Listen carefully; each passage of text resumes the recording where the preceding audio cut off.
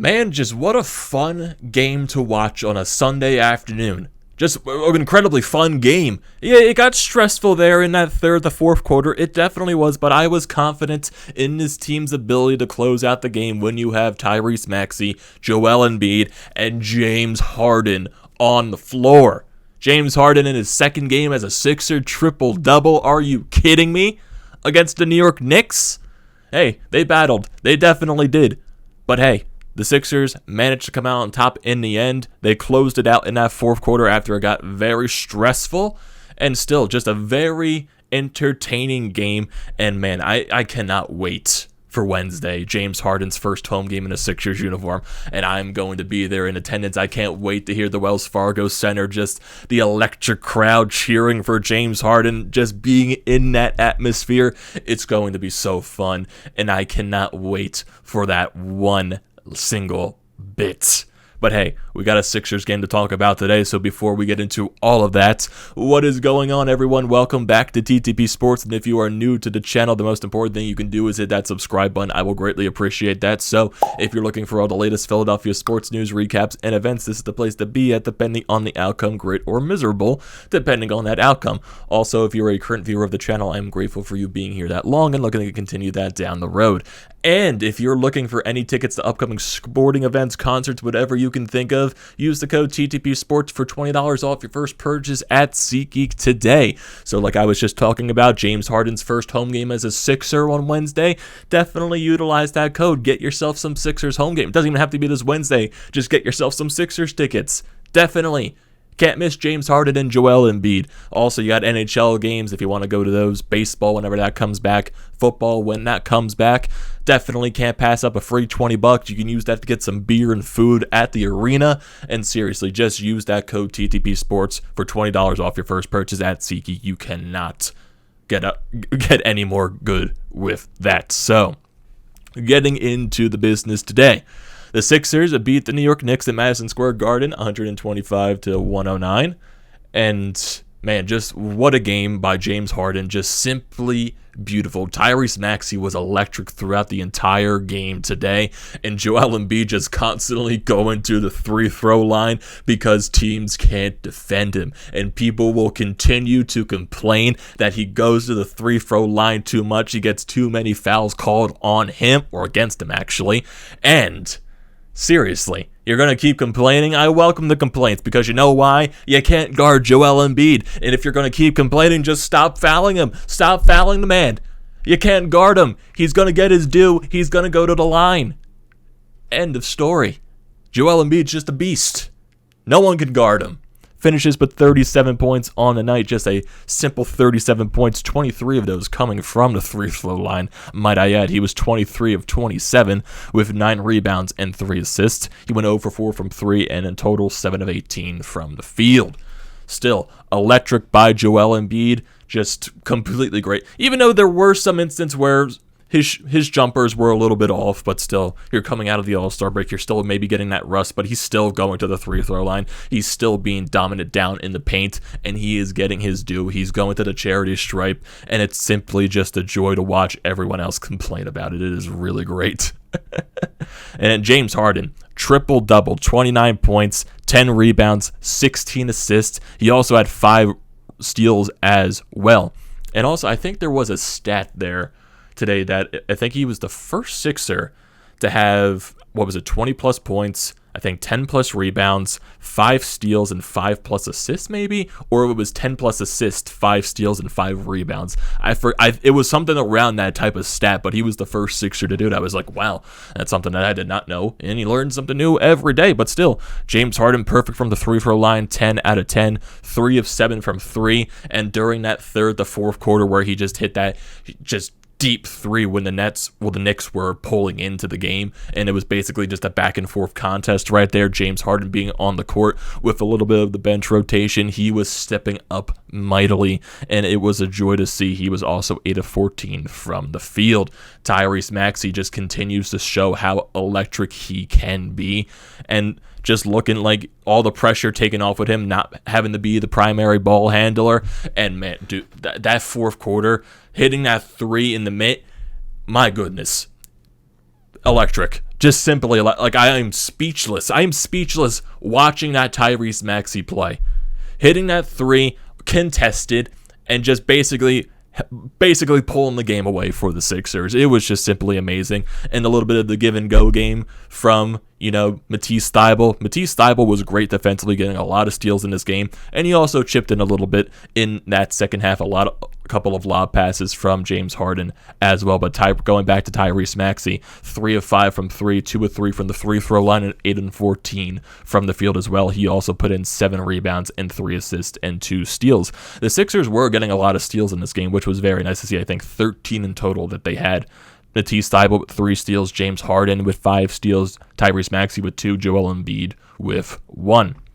And going back to Matisse Thybulle, yeah, he's still clearly struggling from hitting the three. He had a couple of wide open looks that he just completely missed. Goes over 2 from 3, 4 of 6 from the field, but he did also get a nice couple of steals there. He was really great defensively, getting some of those boards and just getting some of those oop passes from James Harden. So he came up clutch, especially defensively, getting a lot of those steals when the time was needed.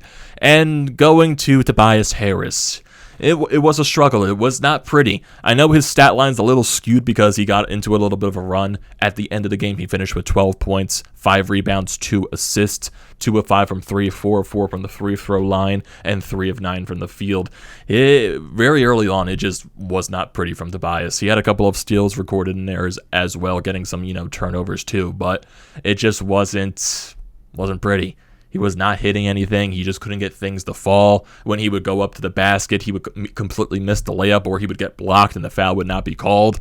It was just not a great night from Tobias Harris, and he does need to pick the pace up, even though he got a little hot going in towards the end of the game in that fourth quarter, which is very nice to see. So hopefully he can build off of some of that momentum going into Wednesday's game. But still, Tobias just needs to be completely better. And right now he looks like he is struggling to adjust with James Harden on the floor, which hopefully gets better as the games go along, which I do definitely expect it to be better. Tobias Harris, we all know, is way better than this. Even though how many people do want to trash Tobias, he is completely better than what he is showcasing on the court right now. And I do believe it's going to get better as the games go along. Going to the bench, the bench was not pretty today.